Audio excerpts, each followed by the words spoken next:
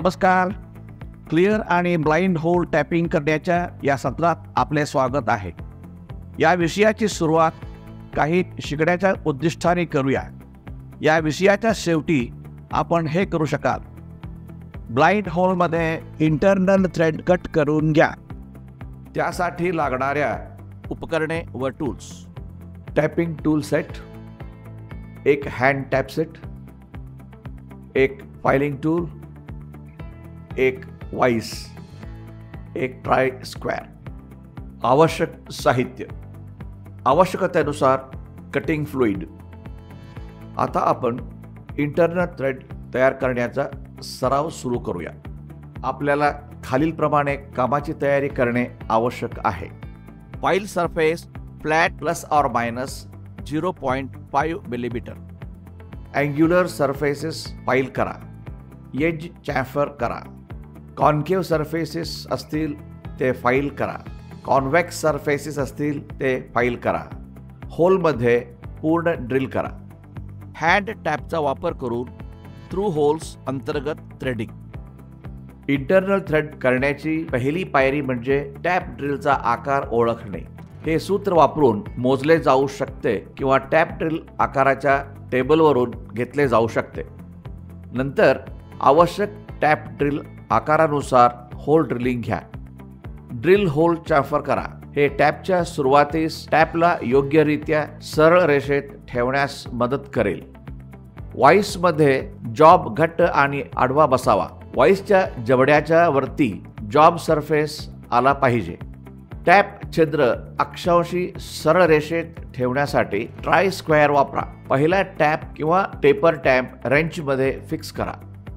रेंच हॉरिझॉन्टल प्लेनमध्ये आहे याची खात्री करून टॅप चॅफर होलमध्ये व्हर्टिकली बसवा.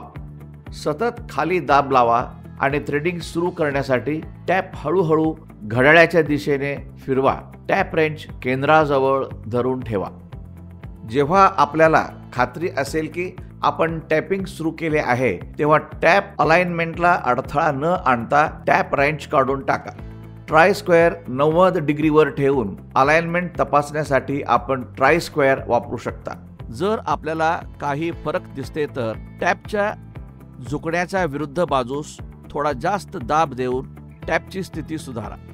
स्क्वेअर 90 अंश ठेवून टॅप संरेखित म्हणजे अलाइन असल्याची खात्री केल्यावर टॅप रेंच परत ठेवा आणि टॅप अलाइनमेंट म्हणजे संरेखनात अडथळा न आणता घट्ट करा. 1 किंवा 2 वेळा करा आणि अलाइनमेंट तपासा. टॅपचे अलाइनमेंट पहिल्या काही फेऱ्यामध्ये दुरुस्त करावे. टॅप उभ्या अवस्थेत ठेवल्यानंतर कोणताही खालचा दाब न लावता रेंच हँडलची टोके धरून रेंच हलकेच फिरवा. रेंचच्या दोन्ही टोकावरील दाब संतुलित असावा. जर आपण रेंचच्या एका बाजूला अधिक दाब टाकला तर टॅप बिट तुटू शकतो. थ्रेड आणखी कापून घ्या. चिप ब्रेक करण्यासाठी अनेकदा मागे फिरवा. साधारण 1/4 फिरवा. आपण पुढे जाऊ शकत नाही असे जेव्हा आपल्याला वाटेल तेव्हा थांबा आणि पुन्हा मागे वळा.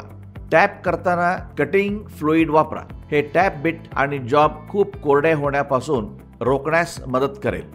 टॅप छिद्राच्या आत येईपर्यंत थ्रेड कापून घ्या. पूर्ण करण्यासाठी आणि साफ करण्यासाठी मध्य आणि प्लग टॅप वापरा.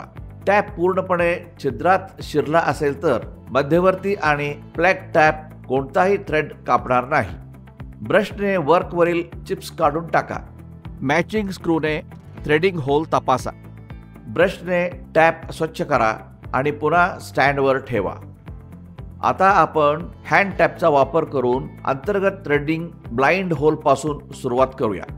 ड्रिल आकार टॅप करण्यासाठी टेबल वापरून टॅपिंग ड्रिल आकार निश्चित करा. डेप्थ स्टॉप ॲडजस्टमेंटचा वापर करून ब्लाइंड होल ड्रिलिंग घ्या. टॅपिंग होलची खोली आवश्यक थ्रेडच्या खोलीपेक्षा थोडी जास्त असावी. ड्रिलिंग करताना पलीकडे शिल्लक राहिलेल्या चिप्स काढून टाका. फुंकून चिप्स साफ करू नका कारण त्यामुळे आपल्या डोळ्यांना इजा होऊ शकते. डेप्थ स्टॉप म्हणून कार्य करण्यासाठी पहिल्या टॅपवर जुळणारे नट स्क्रू करा. नट प्लेटच्या पृष्ठभागाला स्पर्श करेपर्यंत ब्लाइंड छिद्राला थ्रेडिंग करा. छिद्रातून चिप्स वारंवार काढून टाकण्यासाठी फ्लॅट आणि वाकलेली तार वापरा. इंटरमिडिएट अँड बॉटमिंग टॅपने छिद्र टॅप करणे संपवा. थ्रेडची डेप्थ नियंत्रित करण्यासाठी नट सेट करा. टॅपिंगवर सराव करण्यासाठी या सत्राचा सारांश घेऊया. टॅपिंगमध्ये टॅप ड्रिलचा आकार निवडणे, योग्य आकारात होल ड्रिलिंग करणे, टॅप अलाइनिंग करणे, टॅप घड्याळाप्रमाणे फिरवताना खालच्या दाबात वापर करणे, कटिंग फ्लुइड वापरणे आणि इंटरमिडिएट आणि प्लग टॅपचा थ्रेड पूर्ण करणे समाविष्ट आहे.